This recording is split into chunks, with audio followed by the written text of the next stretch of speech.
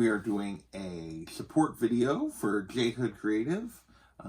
If you haven't checked out his channel, it is linked in the description below. He's been around the community for a while now, but he only recently started making videos in the last month or so. So he doesn't have a lot of subs. You should definitely go support him. Check out his channel. He's very knowledgeable and just a great member of this community who could deserve your support.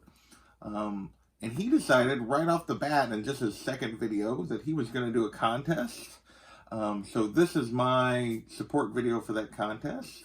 His contest is he wants to know your 5 favorite comic books. He's asking for floppies, not trades. He's asking, so individual issues or self-contained, kind of one-shot kind of things, but not like trade paperbacks.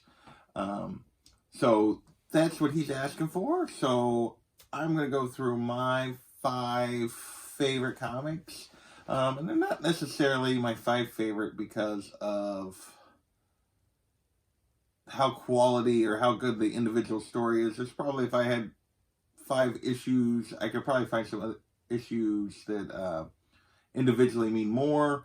But in terms of like, or maybe better stories necessarily, but these mean the most to me. These are the 5 comics that kind of really mean something to me that are in my collection. So without further ado, I'm not going to break these down like 5 to 1. I'm going to really, it's kind of through time and why they're like so meaningful to me, so that why they're my 5 favorite. So that's how I'm going to do it. And first up is Batman 497, The Breaking of the Bat. And why is this here?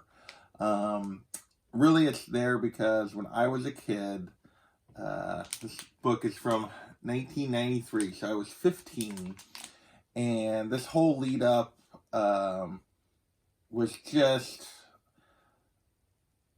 I just loved it. This was back in the day where I wasn't really collecting comics in terms of, like, I just read them in the stores and everything else.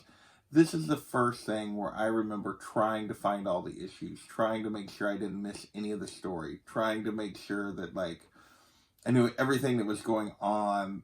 This event, it was just a big deal to me as a kid. It still has a soft spot in my heart. I haven't read Nightfall for a long time. I need to go back and read it, but it just was so important into really hooking me into comics sort of for the rest of my life. I'd read comic books before this, but this was the first time where I felt like I can't miss an issue. I need to read the next one. Even though I wasn't buying comics at this age, like, if you guys have heard me talk about it, I used to go to the spinner rack while I was waiting for my mom at the grocery store, and I would just read what was there, and while I was waiting, it was no big deal, and I put them back, and I never bought them, and this was one, though, that I had to read. I had to find the next issue. I had to make sure I was up to date. I couldn't miss ones. I had to go back and find, like, you know, the issue, if it was in the series, you know, you're following the number. I had to make sure I didn't miss a single issue.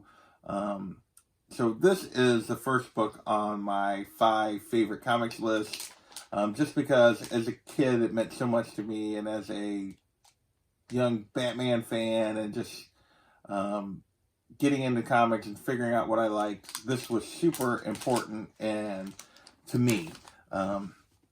Next is probably realistically my favorite comic book, and this is Nightwing #1, and if you're not new to my channel, you've also heard me talk about this.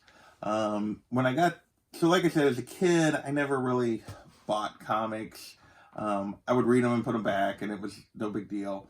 This was the book that changed that got me to actually start buying comics. I was in college when this came out. This came out in the fall of '96, and this was the book that I went right as I was starting college, and made me start buying comics. It made me, like, I love the story. It was Nightwing was going out on his own in a new town, trying to find his own way without Batman supporting him all the time. And that was me. I was a freshman in college. I was away from home. I was trying to figure out who I was, and like, this book just meant so much to me at the time, still does. it would probably be, if I had to rank these 5, it would be number 1. It'll always be number 1. So that is the second book I'm going to talk about. So the other thing is, if you've heard me talk about this, is so started collecting and buying comics in the late 90s through the early 2000s, and then I got out of grad school, I got a job in a kind of a rural community. There's no local comic book shops back then, and I kind of just faded away from comics. It wasn't convenient, it wasn't easy, I faded, I got out of it. I didn't really collect or buy or anything, and I was never much of a collector anyway. I was more of just a buyer reader kind of thing, but I kept all my books. And in summer of 2017, gosh, it's already been that long ago, my sister moved, and she's basically a block or so for a comic book store, and I went into a comic book store for the first time in 15 years.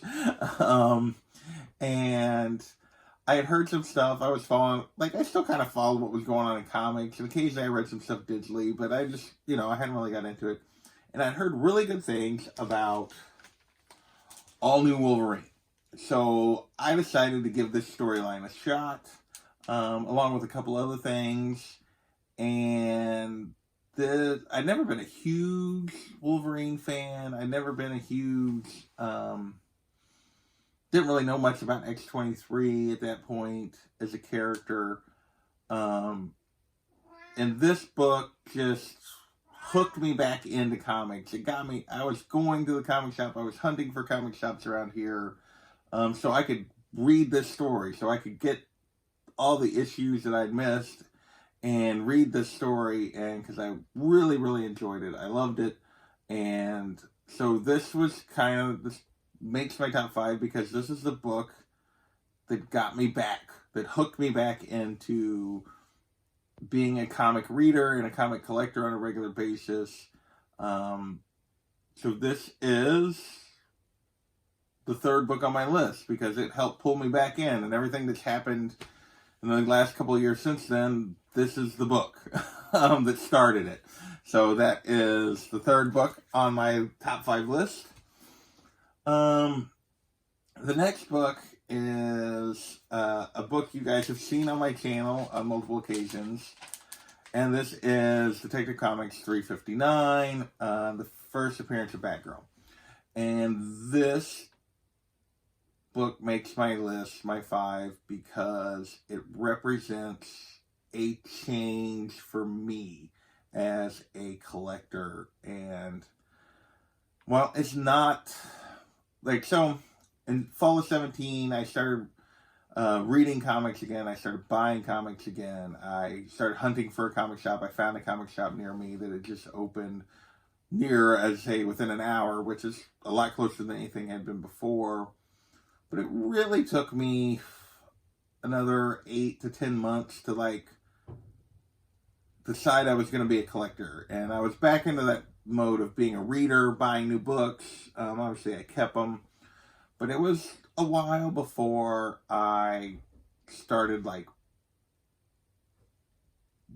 changing my mode in terms of actually being a collector and trying to go back and get issues that I'd missed, and go back and get keys or important issues to the characters that I loved, and actually collecting comic books in that way, and not just being new stuff off the shelf only, which is what I'd always been before. If it wasn't new, I never got it. I never bought it. And this was the first book I sort of targeted is one of the big books I wanted to go back and get. And it wasn't the first book I went back and got. I bought some books, but this is the first book that and I spent more than $100 on a couple books before this, but only a couple. And this was a different class of book. It was a different level of commitment and effort to being a collector than I'd ever shown before. I had to commit to trying to save up to get it. I had to work for it for a while, set money aside. So it makes my top 5 list because it has changed the way I think about it, what's possible for me as a collector, what I can do, and the kinds of books that I want to have in my collection going forward.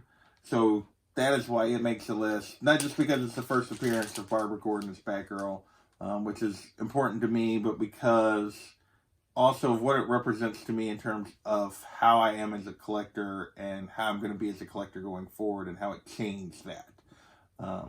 So that is the fourth book on my list. So last, fifth book.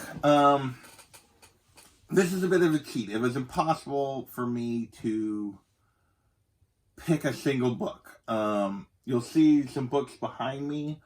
All of these books here represent the kindness of this community. So when I started finding YouTube videos about comics, and then made the decision to make my own videos and have a channel and actually interact with this community, the one thing I never truly expected or anticipated was the AOKs, but just the kindness, the friendship, the selflessness of the other members of this community, the generosity. Each of these books represents someone I've interacted with, someone who's something nice for me.